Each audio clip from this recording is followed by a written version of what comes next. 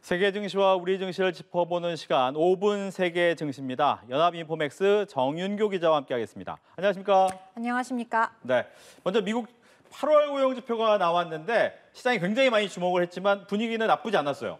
네, 그렇습니다. 우리 시간으로 지난주 금요일 밤에 발표된 8월 고용 31만 5천 명 늘어나면서 시장 예상치인 31만 8천 명 증가에 대체로 부합했습니다.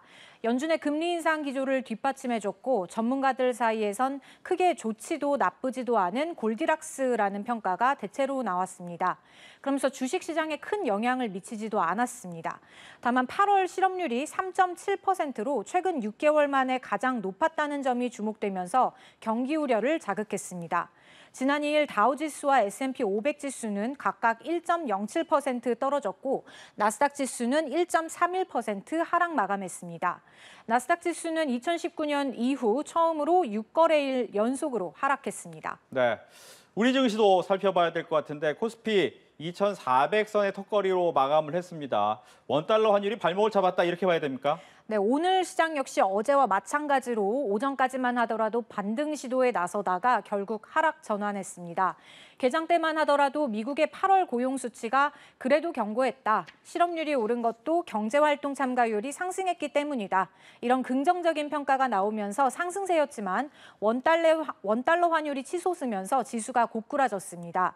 오늘 코스피는 전장 대비 0.24% 하락한 2,400.68에, 코스닥은 1.84% 하락한 771.43에 장을 마쳤습니다. 오늘은 외국인뿐만 아니라 개인도 매도에 나서면서 지수를 끌어내렸고 기관만 순매수를 나타냈습니다. 오늘 외환시장에서 원달러 환율은 1,370원을 돌파하면서 연고점을 다시 경신했고요. 오늘은 중국 위안화의 약세도 두드러지면서 여기에 원화가 연동돼서 하락 압력을 추가로 받았습니다. 환율이 급등하면서 외국인 수급에 부담이 갔고 삼성전자, SK하이닉스 등 대형 반도체주가 낙폭을 확대했습니다. 네, 매번 저희가 이야기할 때마다 환율 계속 오른다 했는데 얼마만큼 이렇게 많이 오른 겁니까? 네, 오늘 원달러 환율은 요즘 날마다 새로운 기록을 세우고 있습니다. 오늘 원달러 환율은 1,370원을 돌파했는데 2009년 4월 이후 13년 5개월 만에 최고치고요. 주요 6개국 통화 대비 달러 가치를 나타내는 달러 인덱스는 110선을 넘으면서 2002년 6월 이후 20년 만에 가장 높은 수준을 기록했습니다. 고용지표 발표 이후 연준이 이달 FOMC에서 0.75%포인트의 금리 인상에 나설 가능성은 줄어들었다고는 하지만 여전히 0.5%포인트 넘는 큰 폭의 금리 인상이 예상되고 통화 긴축에 대한 공포가 계속되고 있기 때문에 안전통화로 여겨지는 달러 가치가 치솟고 있는 겁니다.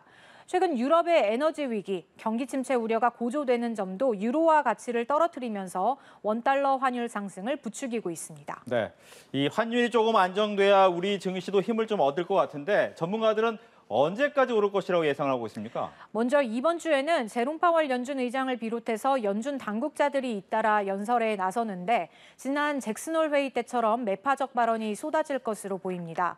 따라서 당분간 달러 가치가 더 오를 수 있다는 전망이 많습니다. 시장에선 현재 추세대로라면 원달러 환율이 1,400원까지 오를 수 있다는 예상도 나옵니다. 과거 원달러 환율이 1,400원을 넘어섰던 건 1998년 외환위기 그리고 2009년 글로벌 금융위기 이 두 차례에 불과합니다.